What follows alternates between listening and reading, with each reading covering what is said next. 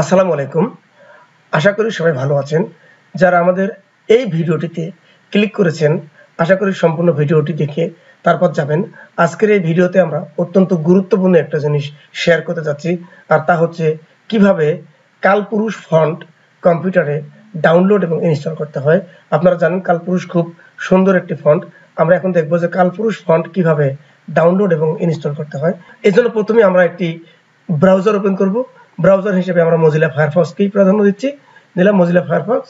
আমরা এইখানে লিখে দেবো, আমরা জানি যে কালপুরুষ ফন্ট ডাউনলোড করার জন্য আমাদের একটা ওয়েবসাইট থাকে। সেই ওয়েবসাইট হচ্ছে omicronlab.com। আমরা লিখে দিলাম omicronlab.com। আমরা omicronlab.com এর ওয়েবসাইটে চলে গেলাম। এটা হচ্ছে আমাদের omicronlab.com। এখান থেকে আমরা দেখতে পাবো যে আমাদের এই ওয়েবসাইটের লেআউট। এখানে হচ্ছে অভ্র কিবোর্ড, এখানে আই অভ্র, এখানে আইবাস অভ্র, বাংলা ফন্ট, আদার্স বিভিন্ন জায়গা আছে। আমরা এখান থেকে বাংলা ফন্টস এই অপশনে ক্লিক দেবো। বাংলা ফন্টস ক্লিক দেওয়ার পর আমাদের বিভিন্ন ফন্টগুলো সামনে চলে আসবে। প্রথমেই যে ফন্টটি পাবো দেখেন, একদম ভেরি বিগিনিং প্রথমে আমরা ফন্টটা পেয়ে যাচ্ছি, নাম হচ্ছে কালপুরুষ।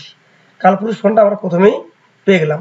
এখান থেকে দেখবেন কালপুরুষের হচ্ছে যে একটা হচ্ছে কালপুরুষ, একটা হচ্ছে কালপুরুষ আনসি। যদি আমরা মানে আনসি ফন্টে লিখতে চাই তাহলে আমরা কালপুরুষ আনসি ANSI এটা নেব। আর যদি আমরা ইউনিকোড ফন্টে লিখতে চাই তাহলে আমরা কি নেব, শুধুমাত্র কালপুরুষ এই ফন্টে নেব।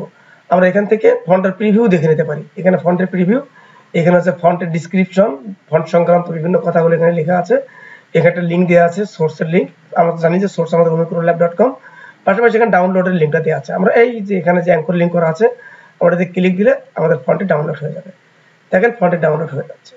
দেখেন ডাউনলোড কমপ্লিট। আমরা ক্লিক দেওয়ার সাথে ফন্টে ডাউনলোড কমপ্লিট হয়ে গেছে। আমরা জাস্ট এই যে ডাউনলোড কৃত ফাইলটি এখান থেকেও ক্লিক করে ওপেন করতে পারবো, কিংবা আমাদের ডাউনলোড ফোল্ডার থেকেও ক্লিক করে ওপেন করতে পারবো। আমরা আমাদের ডাউনলোডের এই অপশন থেকেই আমরা ফন্টটিকে ডাবল ক্লিক করে ওপেন করলাম। .ttf নামে যে ফন্টটি আছে এটাকে ডাবল ক্লিক করে আমরা ফাইলটিকে ওপেন করলাম। ওপেন করার পর এইখানে দেখবেন যে দুটো অপশন আছে, একটা আছে প্রিন্ট, একটা আছে ইনস্টল। আবার বলছি এখানে দুটো অপশন, একটা প্রিন্ট, একটা ইনস্টল। আমরা জাস্ট এই ইনস্টল অপশনটাতে ক্লিক দিলাম। ফন্টটা ইনস্টল হয়ে যাচ্ছে। হ্যাঁ, ফন্টটা ইনস্টল করা শেষ। এখন দেখেন আমাদের যে ইনস্টল বাটনটি এখন আর অ্যাক্টিভ নাই, ইনঅ্যাক্টিভ হয়ে গেছে। তো আমরা বুঝে গেলাম যে ফন্টটি আমাদের কম্পিউটারে ইনস্টল হয়ে গেছে। এখন এই ফন্টটি ব্যবহার করে আমরা কিভাবে লিখবো, আমরা সেদিকে এখন লক্ষ্য করি যে কালপুরুষ ফন্ট ব্যবহার করে আমরা কিভাবে কম্পিউটারে লিখবো। তাহলে আমরা এটাকে মিনিমাইজ করে দিলাম, আমাদের এটাকে মিনিমাইজ করে দিলাম।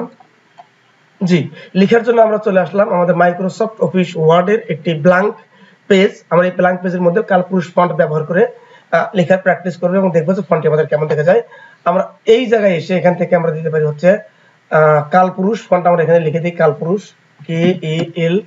দেখেন চলে আসছে কালপুরুষ। আমরা কালপুরুষ ফন্টে লিখি যে my dear Bangladesh I love you. দেখেন খুবই সুন্দর একটা ফন্ট, খুবই সুন্দর। দেখেন খুবই সুন্দর, my dear Bangladesh I love you. আমরা কালপুরুষ ফন্টে সুন্দর করে ইংরেজি লিখে ফেললাম। এখন আমরা কালপুরুষ ফন্ট দিয়ে বাংলা লিখে দেখি বাংলা লেখা যায় কিনা। তো বাংলা লেখার জন্য আমাদের কি করতে হবে, আমরা আগে থেকে জানি যে আমাদের অভ্র কিবোর্ডে বাংলা অপশনে চলে আসতে হবে। আমরা অভ্র কিবোর্ডটাকে ওপেন করে নেই। এখন বাংলা অপশন আসার জন্য আমরা জানি যে আমরা অভ্র কিবোর্ডে বাংলা অপশন রাখতে হবে। আমরা এখানে বাংলা অপশন রাখলাম। রাখার পর এখানে এসে আমরা লেখা শুরু করে দেখি, আমার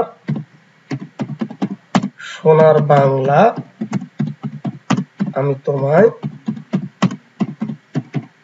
ভালোবাসি। দেখেন সুন্দর করে আমরা একেবারে খুবই সুন্দর ফন্টটা, দেখেন একেবারে ডিজাইনটাও খুবই সুন্দর, আর ফন্টটা দেখতেও একেবারেই সুন্দর। তো আমরা দেখলাম যে কিভাবে কম্পিউটারের মধ্যে কালপুরুষ ফন্ট ডাউনলোড এবং ইনস্টল করতে হয়। আশা করা যায় যে ভিডিওর থেকে আমরা উপকৃত হতে পেরেছি, এবং এইভাবে আমাদের ডিসক্রিপশন বক্সে লিঙ্ক দেওয়া থাকবে, সেই লিঙ্ক থেকেও আপনারা কালপুরুষ ফন্টটি ডাউনলোড করে নিতে পারবেন। তো ধন্যবাদ সবাইকে আজকের ভিডিওটি দেখার জন্য। পরবর্তী কোনো ভিডিওতে আবারও দেখা হবে, কথা হবে। সে পর্যন্ত আল্লাহ হাফেজ। আসসালামু আলাইকুম ওয়া রাহমাতুল্লাহি ওয়া বারাকাতুহু।